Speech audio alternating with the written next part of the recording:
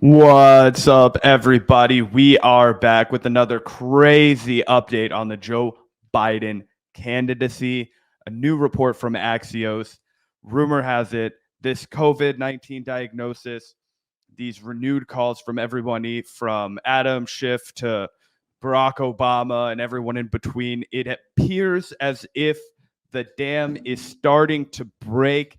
Gavin, is it finally Jover? Is It's Joe so Biden Jover. dropping out of the race? It's so Jover, guys. Yeah, 100%. You heard it here first. I don't know if Biden makes it, through the weekend, to be quite honest. And that's kind of what we're going to be talking about today. Yeah, a lot to break down, guys. A lot to break down. But luckily, it's Jover. It's Jover. I think we can, play the fireworks.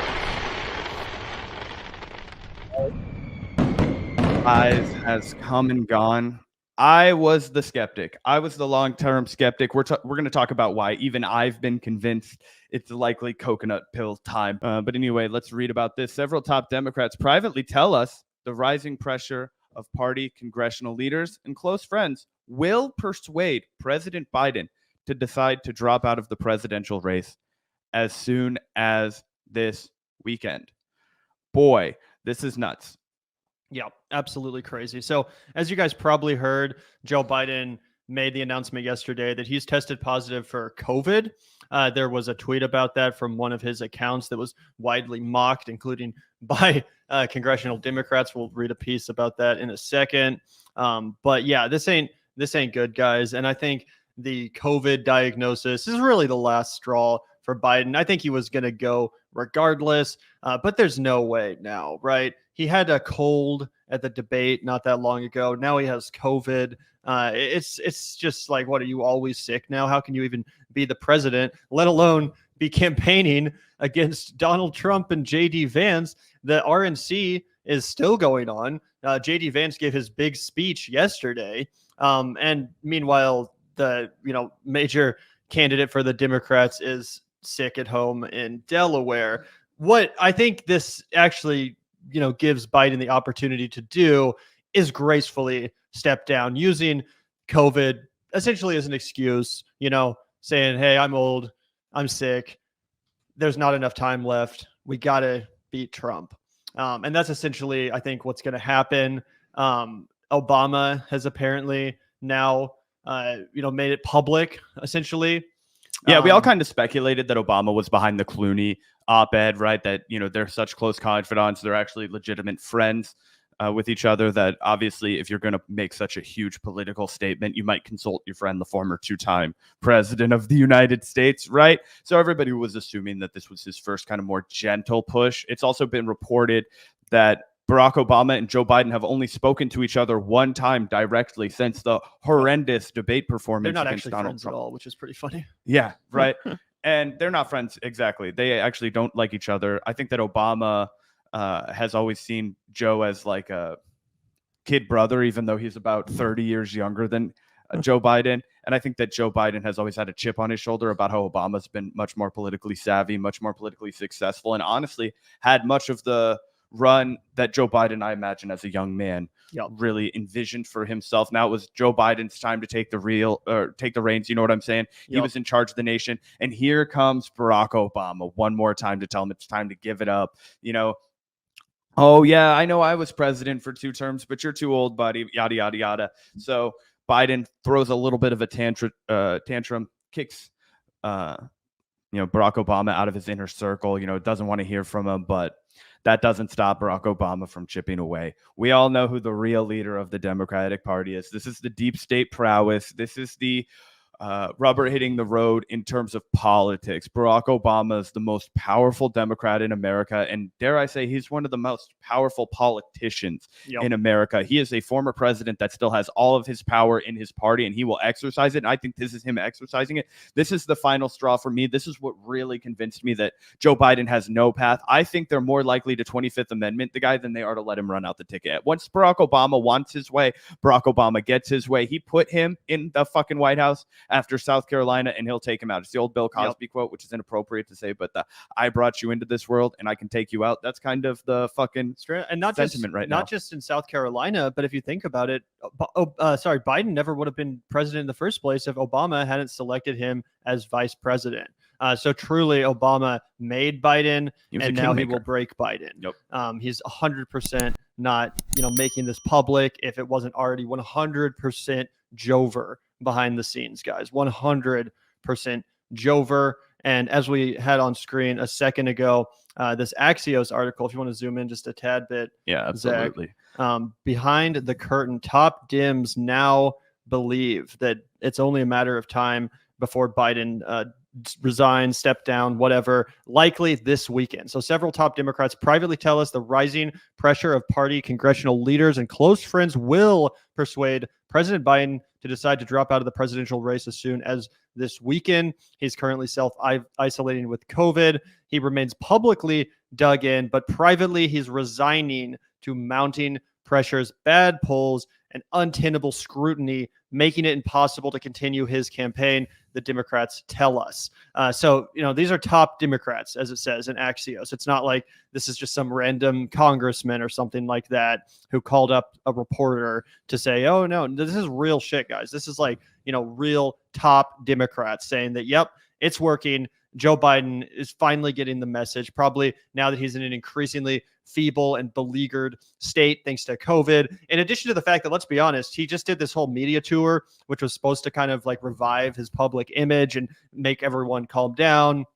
Oh, the debate was just one bad night. This is how I normally am. And then what did we get? A freaking tirade of clips, each one worse than the last, of Biden incoherently stumbling through addresses to the NAACP on intermouth, saying that he's gonna, his new law is gonna make it illegal for rent to be raised more than $55. More than $55. More than $300. Which honestly sounds like a good policy to me. And we're gonna cap that, yeah, at $85. It's gonna be great. And I was like, honestly, you know what? I will vote for you, son of a bitch. If you want to see the cap rent increases at 55, I'd be a one-issue voter. I'd be like, $55, I can afford that probably. Yep. And I think that even Biden probably is realizing, assuming he's watching some of those clips himself, like even he has to be realizing, all right, I literally can't even campaign for myself. I can't even get through a sentence expressing what my next 4 years agenda will include or entail. It's crazy. So, I mean, at this point, especially with the COVID, I think even Biden has to probably be realizing that enough is enough. He's embarrassing himself. The entire party is now against him, save for maybe Bernie Sanders, which is hilarious. Basically, every Democrat is like, you gots to go. You gots to go. We want this money. We want this donor money that's only going to come to us if you're not at the top of the ticket. Because a bunch of these billionaire donors, people like Abigail Disney, they basically have a bunch of Democratic Party donations in escrow. And it only gets unlocked for these down ballot Dems until Joe steps aside. So it's literally him versus the entire party. It's only a matter of time before he straight out steps down. And honestly, the best part about this, in my opinion, is that it's totally, completely stealing the spotlight away from the RNC. This is the worst possible timing for the Republicans, who just had their big, assassination moment. Donald Trump fist pump. Here comes J.D. Vance, pomp and circumstance at the convention. And guess what? All of a sudden, we wake up this morning, no one's talking about it. No one's talking about J.D. Vance's, tepid, bullshit, cringy speech. No one's talking about Trump, surviving a bullet. It was a little vulgar for the Republicans. Typically, they're more of family values, but it got fairly X-rated last night. I wasn't expecting Donald Trump to, unload his large fat belly. J.D. Vance gets on both knees, lifts up the rotund, pot belly of the former president to fillet him live on air with a deep throat special the Republican Party hasn't seen since the 80s with Nancy Reagan. I mean, it was pretty disgusting. Yeah. But you know what I'm saying, bro? Like, isn't this kind of in a perfect way the best time for this to happen? Because it's totally stealing the spotlight from the RNC. It's completely moving the conversation back away from Donald Trump's assassination attempt, which they were riding the high of for as long as possible. Now, all of a sudden, we're back in the horse race. People are talking about the Democrats again. They're going to emerge with a younger, fresher ticket, become instant favorites. This is a huge like shift in the entire race, guys. This is about to be massive. Yeah, it is 100% Jover. There is a 0% chance Biden is the nominee. The only thing we now have to speculate is about what happens next. Does Joe Biden resign before the end of his term? Does he resign before the convention? Because if he does, that means Kamala Harris straight up is sworn in. She becomes the next president of the United States. What, 46th? 47, I thought. 47th? Yeah, because Trump was 40. Trump was 45, I thought. I think Trump was. Anyway, either way, she will be the president of the United States as soon as Joe Biden steps down. And if that happens, if Kamala Harris is sworn in as the next president, then obviously it's going to be pretty much impossible to change that. It's going to be impossible to take it from her at a convention once she's sworn in. I don't think even Gavin Newsom or J.B. Pritzker or any of these people, Gretchen Whitmer, none of them are going to try to take out the literal 47th president of the United States, Kamala Harris, after she's already been sworn in. The only thing that I could see happening, though, is if Biden waits until the convention and then kind of gracefully steps aside, that could actually trigger a brokered convention. That could trigger his delegates going elsewhere, and it would be kind of unclear at that point what would happen. I still think Kamala Harris is obviously the huge favorite in that scenario, given the fact that she's the vice president. But it would be interesting to see if it's kind of set up that way, or if it all kind of goes down at the convention. What are the delegates going to do? How is Kamala going to choose her vice president? It's going to be a shit show, but it's also going to be a reality show. It's going to be a media event. It's probably going to be the number one political media event, at least for the Democratic Party, since like the 2016 primary, probably definitely the 2020 primary. But yeah, it's going to be massive. I think the Democrats are going to get, huge fundraising. Probably their biggest day of fundraising in the last 4 years is going to come on the day of the convention. And like I said, this is exactly what the Democrats needed, guys. Just to, put on my horse race hat. The Republicans have really been riding high. They just had their convention. They're still doing their convention. J.D. Vance is their nominee. Trump almost got assassinated. They have a great photo. And this is literally exactly what the Democrats need to turn this race around. It gives the media something to obsess on their side. It gives people something to get excited about on their side. They have new candidates. It's going to be exciting. It's going to be interesting. It's going to be fun just from like a reality TV perspective, like I said, as they try to figure out who the next who the next nominee is and who the vice president is. Shit's about to get crazy, guys. I agree, but I also had to take a sobering little reality pill when I realized that we're still dealing with the Democratic Party, right? I saw this poll Mehdi Hassan pulled up, and you guys know us. We're pretty big fans of Mehdi Hassan. Don't always agree with him. Obviously, we have our own political inclinations. We make our own assessments of the situation. But by and large, I really enjoyed the guy's commentary. I think he's super whip smart, and I like that he doesn't take shit as a lefty. We need more lefties who refuse to take shit from people. I think that he does a great job of that. He put out this poll, and I think that he actually is a pretty good barometer for the Democratic Party. I think he has people who are definitely more liberal who know him from MSNBC, but I think he also still has a fair amount of lefties in his sphere from when he was on The Intercept and he was hosting Deconstructed and, now as an independent journalist, right? Let's take a look at this because it was pretty disappointing.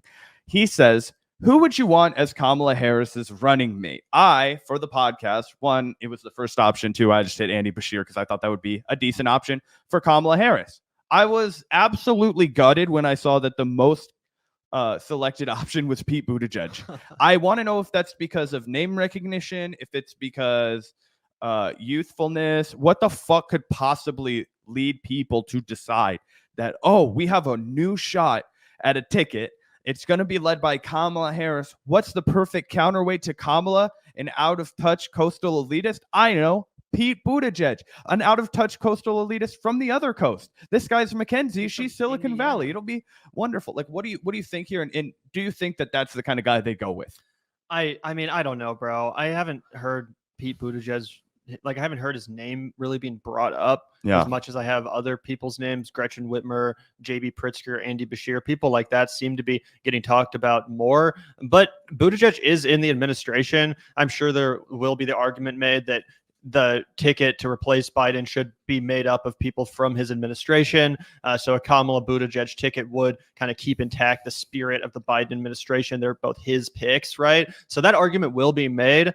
However, I think there's too many ambitious Democrats, people like JB Pritzker, Gretchen Whitmer, Gavin Newsom, et cetera. I don't think they're just going to let Pete Buttigieg take it from them, the vice presidency, and nor do I think he could take it from them in an actual contest, in an actual, situation where either the delegates decide or Kamala, because I don't think Kamala wants to pick Pete either. I think she would much rather pick someone like Andy Bashir or, Tim Walz, someone who's, frankly, to be honest, just the most generic, straight white guy possible, right? Because it is going to be Kentucky would help her too.